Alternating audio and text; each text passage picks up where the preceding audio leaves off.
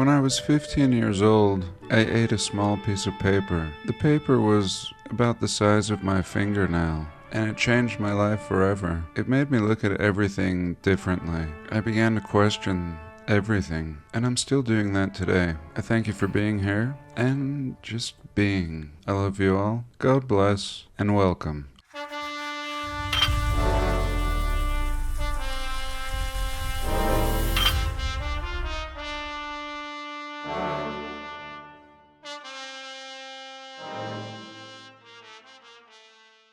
So today, or tonight, very sacred night, I feel like I've made peace with most things. It's easier to make peace, letting go of the resistance and the reasons, the valid and just reasons we tell ourselves and justify why we must resist.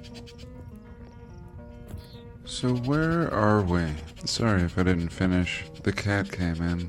I still worry about the coyote, but in the end I love the coyotes, wolves, and foxes. I would keep any of them as a pet. We just celebrated our independence, and what a stupid way to celebrate. I mean, especially where we have a history of great fires throughout the nation. Why wouldn't you make this celebration in the spring, or even fall, or winter? You could include a big bonfire. So here are three men. In the old days, we can see this wagon, really nice wagon actually. Wooden wheels with some metal hubs, and it looks like this one has a suspension, like a leaf spring. Really advanced. And what are we serving today? Looks like clams and maybe some wine, or maybe those are condiments. Clams and wine on a Sunday afternoon. And I guess these men are immigrants. That's what it says. I don't know if this would appeal. Sorry, my cat is stepping on the computer. Here we were. It says, see how different Pennsylvania's immigrant population was in 1900. Yeah, this is pretty different actually.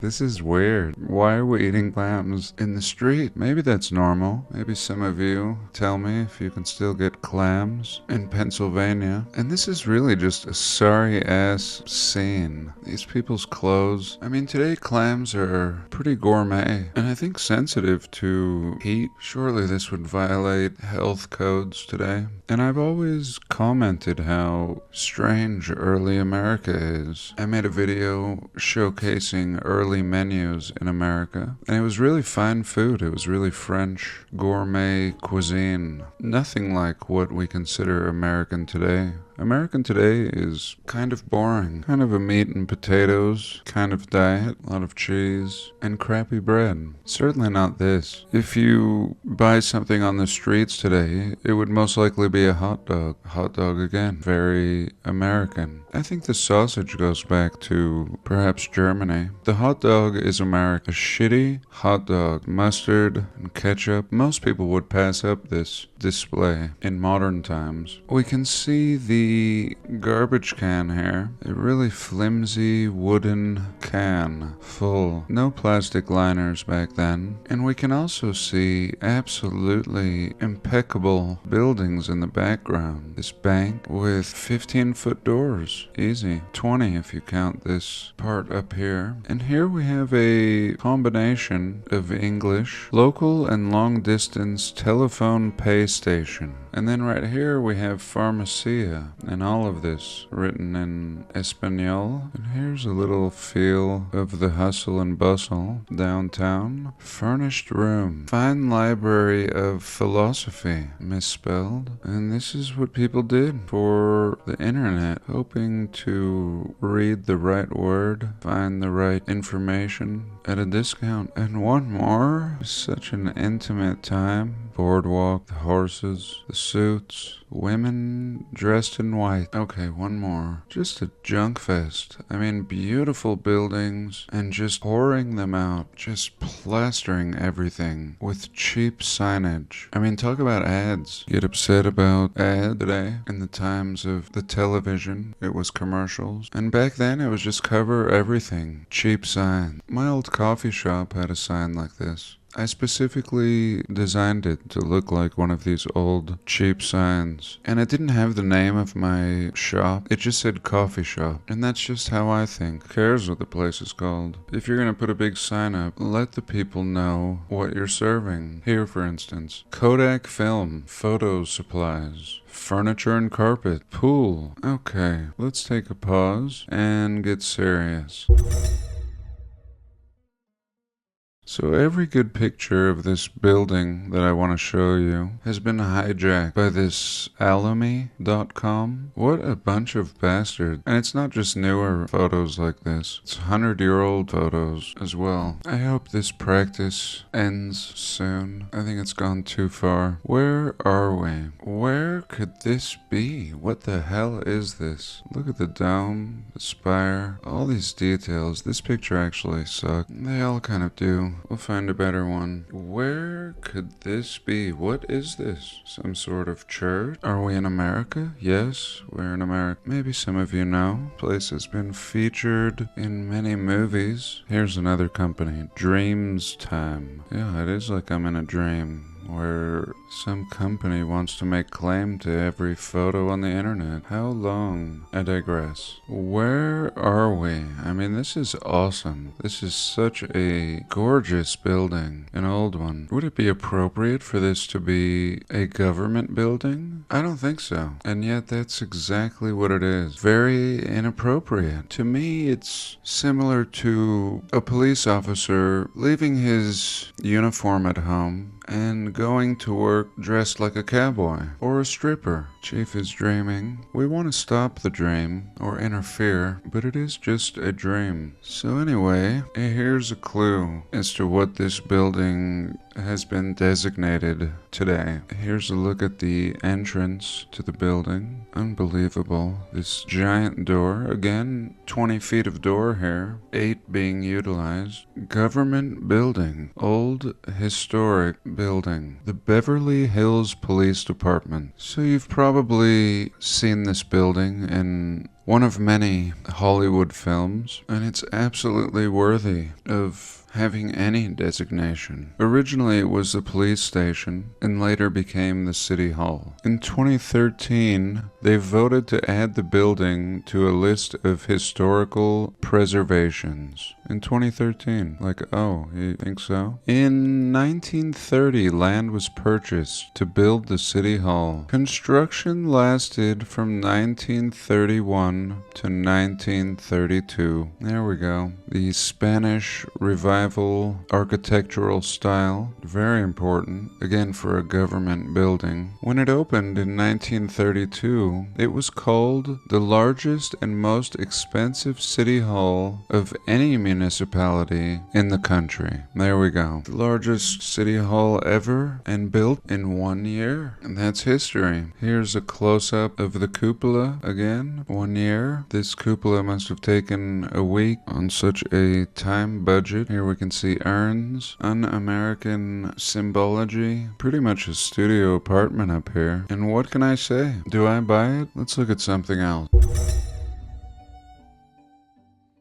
So recently, I was discussing Argentina in past video, which led us up to Paraguay, and then a bunch of people, thank you all, commented and told me you have to check out Montevideo.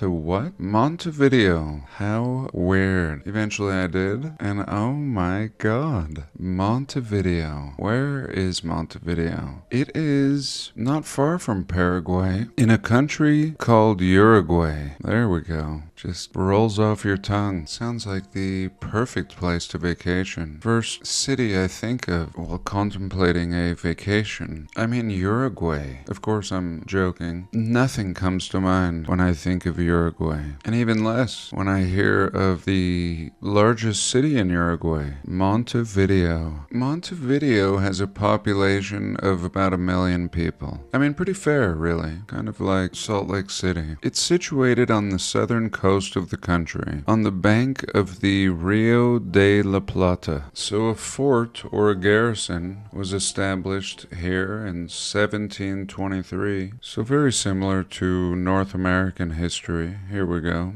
Same time period, but the Portuguese. It was also under brief British rule in 1807. Men in tights roll in for a short time. It was retaken by the Spanish, who defeated the British. And whatever, let's just have a quick look at some of the wonders in this city, in this rather small city, for having this type of architect right away. I mean, look at this thing. These are the kinds of buildings that would be destroyed in North America. These would raise too many questions. This is sick. So futuristic. And some of the first buildings, if we're to accept this narrative to be built. Unbelievable building here. What is this? Some hotel, surely. This is a photo of a Uruguayan monument? What? Surely that can't be right. So, I don't even know what to say. Doesn't matter. It's probably on the chopping block. We can see some window air conditioning units. Here, one up here. Some people are living in here. Unbelievable that this is one of the photos they show. Here actually it says the Salvo Palace. There we go. The Salvo Palace is an eclectic skyscraper. There we go. Finished in 1928. That's it. 1928. Designed by this architect, very malnourished Italian architect. The building was originally intended to be a hotel, but this plan did not work out. I wonder why. In 1928, there's 1 million people today. Probably weren't enough people. The basement once occupied a theater that's now been turned into a parking garage. Pretty mind-blowing. How about this church? Beautiful. Kind of having a St. Patrick's feel. Totally mind-blowing. Everything a European cathedral is. No details spared. Having a very imposing feeling. I mean, just like that last skyscraper, it's slightly futuristic, slightly a little more than any other cathedral, although a little small. Again, where are we? I had to remind myself. Uruguay. Uruguay.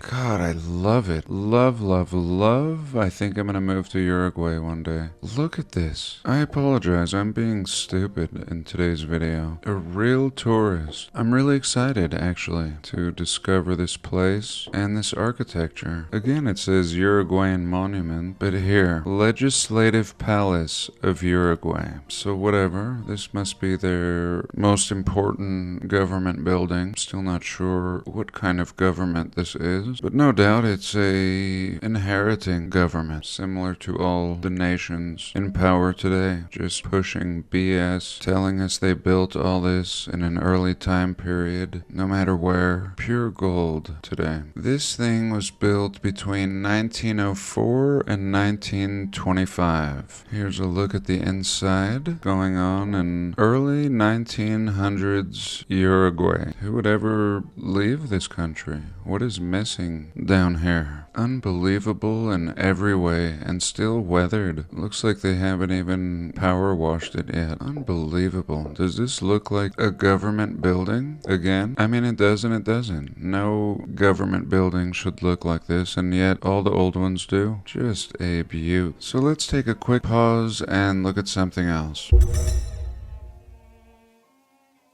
Okay, and I thought we would just end with a little look at this nation of Uruguay, way down here in the south portion of South America. And real quick, let me show you this city. Another mind blower. Unbelievable surveying and infrastructure. This is the Legislative Palace that we were just looking at. Here we can see another beauty in the background. Domes and spires back here on the other side of the street, and this is really across the way from Buenos Aires. And let me show you two things that were shared with me in this country. Again, who would even think to explore a country like this? Most of it is very remote. But anyway, over here on the eastern coast, we have our first discovery, Fortress of Santa Teresa. And you would not find this unless you zoomed in pretty close. Pretty jungly out here.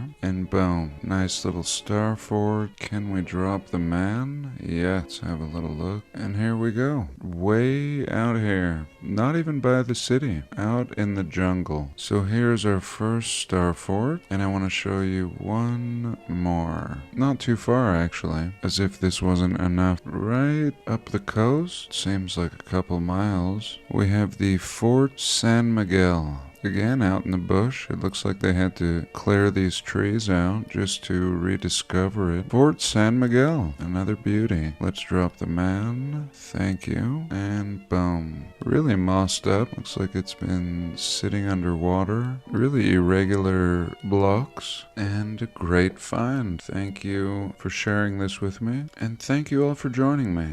I don't know why time passes so quickly, but for this week, I'm signing off. I love you all, God bless, and I'll see you in the next one.